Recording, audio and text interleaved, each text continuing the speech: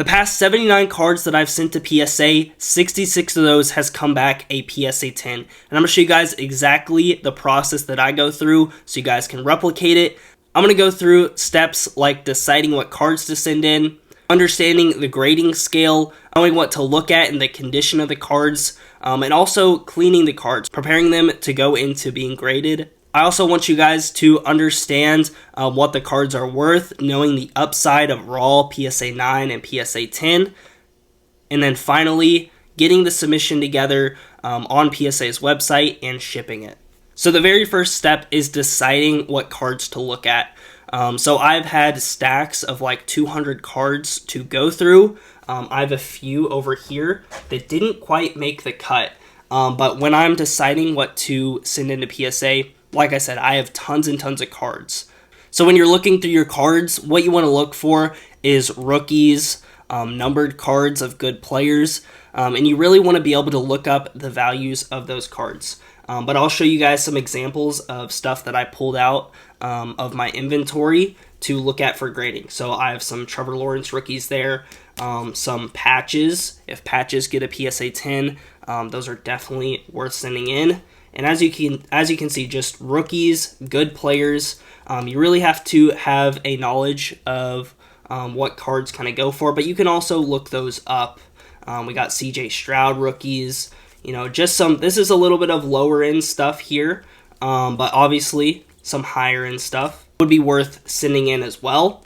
Like this Tyreek Hill, that's a pretty good card there, numbered to 199 Prism. But you can just see all the variety of cards that I had picked out to send in. And actually, this whole entire stack of cards, I decided not to send in for various different reasons. Either some of them, they had to be a perfect 10, like these CJ Stroud rookies. It's just a contender's base, which goes for maybe a few bucks raw. And in a 9, you don't really have that upside with almost a $20 grading cost. So if those don't look good, then definitely wouldn't send them in. Really just the more expensive cards is the stuff that, you would be fine with getting a PSA 9 that you really want to make sure you look at and know what you're sending in. So now that you've looked through your cards and kind of understand the type of cards that you want to grade, you need to understand the grading scale. So this is straight from the PSA website. We have what they classify as a PSA 10, PSA 9, and a PSA 8. So I'm going to start with the PSA 10, and it says PSA 10 card is a virtually perfect card. So it doesn't say it has to be completely perfect. It says attributes include 4 perfectly sharp corners, sharp focus, and full original gloss. A PSA 10 card must be free of staining of any kind, but an allowance may be made for a slight printing imperfection if it doesn't impair the overall appeal of the card. The image must be centered on the card within a tolerance not to exceed approximately 55-45 to 60-40% on the front, and then 75-25% on the back. So as you guys can see, for a PSA 10, the card doesn't have to be perfectly centered. A lot of people talk about centering is very, very important, which it is important, but it doesn't have to be spot on perfect, especially on the back. 75-25%, that is a very big amount of space that you could get away with a PSA 10 there. So now let's read what a PSA 9 is. So it says a PSA 9 is a superb condition card that exhibits only one of the following minor flaws. A very slight wax stain on the back, which, that would be like an older card where they had gum and then the wax packs like that. And then it also says a minor printing imperfection or slightly off white borders.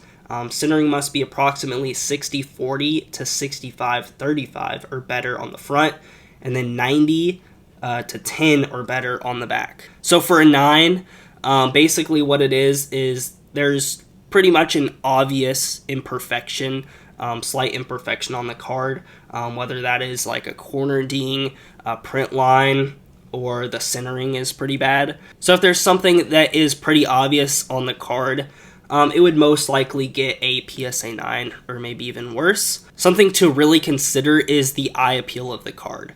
If the imperfection doesn't really affect the eye appeal of the card, you could possibly get away with getting a PSA 10. So just keep in mind that has a really big factor when submitting cards. So now for a PSA 8, I'm not going to read the whole thing, but basically it is a not like super severe issue, but it could be, you know, a fingernail mark in the card, a ding in a corner, that's pretty bad, something along those lines. When I get an 8, it's usually something that I missed when I was looking over the card. But there you guys go. That is a pretty good explanation and understanding of what a PSA 10, a 9, and an 8 is. So again, just to go over, a PSA 10 does not have to be perfect. So I have a few cards set out here on the table. A lot of these cards have a minor flaw that I feel like could still potentially get a PSA 10. So now we're into the next step of the PSA submission, and that is looking over the cards / cleaning them and preparing them. So I have, let's see, 7 cards here on the table, and these are ones that I found something wrong with, like I said. So let's go ahead, start with this Jordan Love Optic Holo. What I found wrong with this is that the cutting on the edges of the card wasn't perfect. As you can see, it's showing up in the camera. The cutting is a little jagged. I'm not even 100% sure if they will make this an immediate PSA 9. So it's kind of a little bit of an experiment for me on these cards as well. But pretty much everything else looked fine on the card. So that's why I think it could get a PSA 10, is it's not something super major, and the rest of the card looks great. So that's why I'm still sending this in, and I think that it could get a PSA 10. So now we have a Joe Burrow. This is a Clear Vision rookie, numbered to 199. And what was wrong with this is there is a minor spot down on this corner. I don't know if you guys probably can't see it in here, but I'll throw up a picture of what I saw. And that, it's very minor. Again, I mean, the rest of the card looks great. Because that flaw is very minor and it doesn't take away from the eye appeal, still think this one can get a PSA 10, so that's why I'm sending that one in still. Now, this next one is a Marvin Mims. This is the Purple Stars on-card auto from Optic, numbered to 50. So the flaws on this one, there was actually 2 things, is centering on the back. So as you can see, it is pretty heavy here on the left, and that still could potentially be in the 75-25 range for a PSA 10, but I won't really know until I get this one back. And there was also like rounding of the edges on the back. I'll show up a picture so you guys can kind of see a little bit of what I'm talking about, but I'm sure if you've opened up Optic or Prism, you've seen this on cards where it kind of like folds up a little. It's not like completely folded up, but it's definitely interesting. Not sure how PSA is gonna grade that, but thought I would send it in. Still has a pretty good shot at a PSA 10, so that's why I'm sending that one in. This next one is a Dalton Kincaid Optic Preview Pink, and this one is definitely the centering on the back. So this one, it's about the same as the Marvin Mims, but this time it is right to left. So still could be in the 75-25% range. That's why I'm still sending this one in. This next one is a Dontavion Wicks Blue Scope. This is the Optic Preview, and this one, the issue is whitening on this corner down here. I'll throw up a picture of that as well. But just looking at this card, I do see that it is a little off-centered on the back, but that's still, it's in the 75-25% range. So I don't think that will deduct it down to a PSA 9. So that's why I'm still sending this one in, seeing if you can get away with a little bit of whitening on that corner. So here is a CJ Stroud First Bowman Pink Refractor. And the reason that this one is in this list here is it has a very minor print line going down the middle. It's very hard to see. But when you have it in hand up to a light, you can see a small print line going through there. But just from far away, like looking at it right here, doesn't really affect the eye appeal of the card. Everything else looked really good. And it says that you can get away with a slight printing imperfection. So that still is in the category for a PSA 10. So that's why I'm still sending that one in.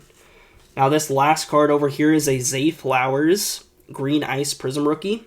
What I found on this card is a very, very, very small dimple. I'll throw up a picture of that as well. Maybe you guys can see it in here, but it is like right under the elbow. You can barely see it on camera, but I'm going to throw up a picture of that. But I don't think it messes up the eye appeal of this card either. Kind of same thing with the CJ Stroud. So that's why I'm sending this one in as well. So as you guys could see on all 7 of these cards, there was definitely something that makes the card not completely perfect. But they still have shots at getting a PSA 10. So this stack over here to the left, this is also all being sent off with these 7 cards here in front of me. And this stack here is just a bunch of cards that I couldn't find really anything wrong with them. So those are cards that I'm going to be sending in, hopefully, to get all PSA 10s. But you never know. There could be stuff that I missed. When you're looking through hundreds of cards, you're definitely going to miss something on a few cards. So it still is a risk when you're sending stuff in. The human eye is not going to catch every single imperfection. And that goes for graders as well. They could miss something on a card, or they could think centering or some corner issue is more important than you thought it was. So it's not going to be 100% consistent every single time that you send cards in. So just keep that in mind when submitting any cards to grading. Now the next step in this process is very, very important. We're going to talk about, is a card even worth sending in based off of its value? Now I picked 2 of these cards here out of the 7 that had some issues to talk about. And we're going to talk about the CJ Stroud first. So we need to understand the value of the card. So I printed this out here. This is Market Movers. It shows you raw values. There's also PSA 9 and PSA 10. So raw, this card, it looks like it has been going for around 10-ish, I would say, is probably the average price of this card. Last sale was $5. So that's what it's worth about raw. Now PSA 9, it's going for around $20. So even if it gets a PSA 9, you're getting a $15 to $10 bump up in value with this card. And then a PSA 10 goes for around $90. So that is a very big upside from a $5 to $10 card to a $90 card in a PSA 10. So with that slight print line, I think it's a very good risk. Even if it gets a PSA 9, I still have a $20 card. So I didn't lose a whole lot of money when submitting the card with the $20 fee. And if it gets a PSA 10, I'm making $60. So definitely worth the risk on this one. What we're using to get the pricings here, this is Market Movers. And if you guys are interested in signing up for this, make sure to sign up using the link in my description and use the code WayneC to get a 14-day free trial and 20% off. I use it all the time, whether it's at a card show looking up cards, or just even in this process, looking up raw versus PSA 9 and PSA 10. Very helpful, saves me a lot of time. Make sure you guys go, again, sign up using that link and use the code WayneC. But let's get that one out of the way, and let's talk about this Zay Flowers. So this is definitely an interesting one, and again, this one I saw the little small dimple under his elbow. This one, raw, it had a very low sale recently. But before that, I would say it's like a $30 card because it's been selling for above $30. And then in a PSA 9, and you can see it shows pop counts as well, so that's pretty important. But in a PSA 9, it's going for around 30. So there's no jump at all in value between the raw versus PSA 9. And then in a PSA 10, it's gone for 135, 91, 64, and then 100. So I would say it's about a $100 card in a PSA 10. So you get a $70 bump in a PSA 10 versus a PSA 9. So you kind of have to evaluate the card and knowing that you pretty much have to get a PSA 10 to make any money on this card at all.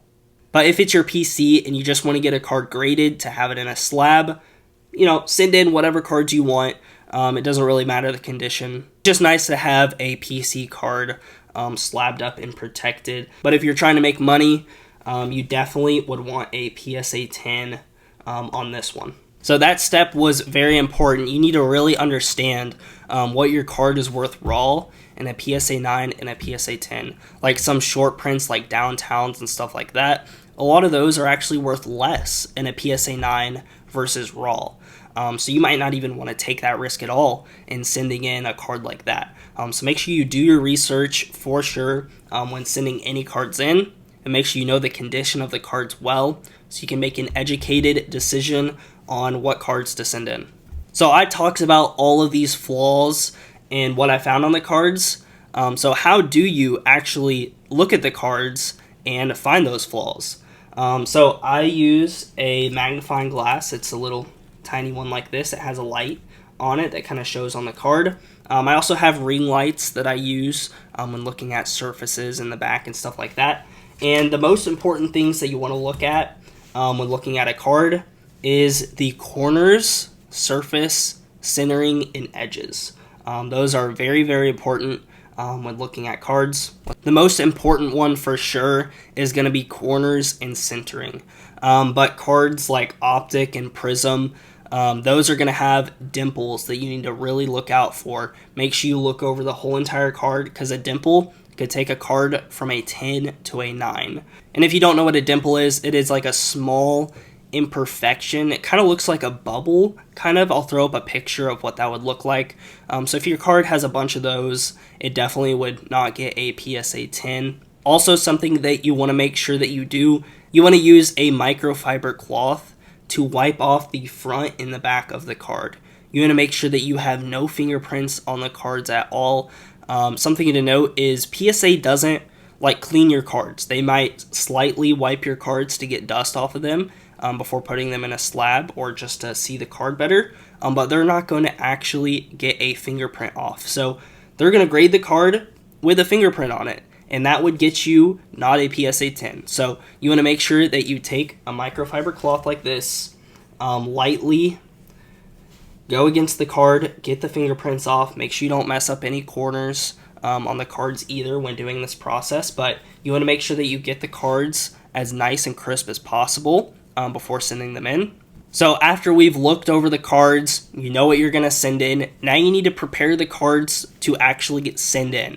And what you are going to need is penny sleeves and then these holders right here. Not sure exactly what they're called, but a bunch of different companies make them. They're not top loaders. As you can see, there's definitely a lot more room around the cards. This just allows the graders to be able to get the cards out easier without potentially damaging the card, because you don't want that. You want the cards to be in the same exact condition as they were when you had them in your hand, got them prepared, and then when the graders are looking at them. So it's very important that you have the right equipment to have the cards prepared to ship off to PSA. We also have a starter kit with shipping supplies. It also comes with some of these holders here. We have those available on our Whatnot store and then also on our website, shopwaynecollection.com. Make sure you guys go check that out. And if you want some free credits on Whatnot, make sure to sign up using the link in the description. You can get a free $15, so that could save you some money when buying in our streams, or if you want to purchase the starter kit. Now I have the computer out and I'm ready to start inputting my submission. And if you sign up for PSA using the link in the description and you're a new customer, it'll bring you to this page and you can get a free $25 off when you use the code Wayne25 at checkout. But let's head over to this tab over here. This is going to show you the different things that you can grade. And we're obviously grading trading cards. So we're going to select and continue. And then it's going to bring us to the submission type. And so this would be, if you're getting autographs graded, you would click that. Or if you're doing a review or a crossover, if you're reslabbing cards, this is where you would pick that. But we're just doing grading. So select and continue there. Now we're going to pick the service level. So all these cards are 1980 to present. And so that's what I'm going to click there. It is a bulk value here, so that's going to be $18.99 a card, and with the max declared value of $500. So if I was sending in a really expensive card, as you can see, you can scroll down here, and you can see where it gets very, very expensive. Obviously the super high-end cards, it's going to cost more to grade, but we're not grading anything worth over $500, so that's why we can do the bulk value here. And there is a 20 item minimum there. We have about 50 to 60 cards. I think we have 59 to be exact, that we're sending in. So we're going to select that one, continue, and then it's going to want us to input every single card, which I've already pre-done that, but I'm going to show you guys an example here. So let's use the Jordan Love Optic Holo as an example. So we're going to type in 2020 Optic Football Jordan Love Holo, and it should pop up. Yep, so you want to make sure the card number 154, and you want to make sure that it is the optic one, because there is the preview holo. This is the actual optic one, so we're going to put that in there. You can also hover over the picture of the card. It'll blow it up there so you can see it's the exact card. And then we have one of these cards in the submission, so quantity of 1. And for the declared value, I'm going to do the value of a PSA 10, because that's what I think this card would get, and it's worth around $200 in a PSA 10. So that's what I would put as the declared value, and then you would click save, and it would add that to the submission. There is a mobile version of PSA where they have a new feature that you can scan cards on your phone. I've never used that. I'm not sure how good it works, if it gets things wrong. So I'm kind of old school, just use this. May have to try the app in my next submission. But there you guys go. And then you would click proceed to checkout. That's where you would use the code Wayne25 if you're a new customer to get $25 off. So now that we're at the shipping and billing page, you can see that there are two options here. You can ship on your own, or you can purchase a prepaid label, and that is what I would do. Shipping on your own, it can get confusing. You want to make sure that it is insured, and you just go through PSA. Super easy to do it this way. So, and you can actually see it says add promo code right there. That is where you would put Wayne25 to get that $25 off. So make sure you guys go do that. So now that we're ready to get the cards packaged up, one thing to note is you want all the cards to be in the order that you put them in when entering the cards. So you want to make sure Bryce Young is first, then Brock Purdy, then this other Brock Purdy, these two Justin Jeffersons. You want to make sure that they are in order. So now I'm going to go get these cards in order and ready to ship out. We got all of the cards in the right order, and we put them in a little cardboard cake here. Since we had so many cards, we did different layers of cardboard here just to make sure that they're extra protected and they don't move around. And PSA wants you securing the cardboard and all your cards with rubber bands. That's probably just so you're not taping them and they're having to cut tape and all types of stuff like that. I like to put my submission in a bag like this to protect from any water damage that could potentially ruin a card. I think that's pretty smart to do that. And then after that, you're going to want to use a box that has a good amount of room to pack that thing with bubble wrap or anything to just protect the cards. You cannot protect the cards enough. You don't want them to get damaged during shipping or anything. So once you check out and hit submit, it's going to take you to a page that has a few documents that you need to print out. There's going to be an inventory list. You also have your printing label. And then there is a barcode that you're going to put on the box. That is very important. So make sure you get all of that stuff down and on the box. And make sure you use actual shipping tape.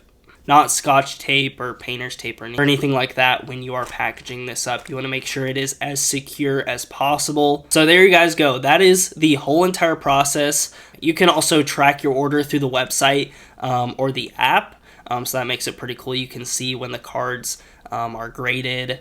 And if you wanted to, you could see the cards, what grades they got before they even get mailed back to you. But I think it's more fun to reveal them in person. But there you guys go. That is how you submit cards and do that whole entire process. I hope this was really helpful. Make sure you guys use the code Wayne25 for your first submission for $25 off. Let me know your feedback in the comments below, and give me any ideas for anything else you guys would like to learn about. But thank you guys so much for watching. Really appreciate all you guys for sticking around. I know this is a long video. Would love if you guys could like, comment, and subscribe. Thank you so much for watching, and I will see you in the next one.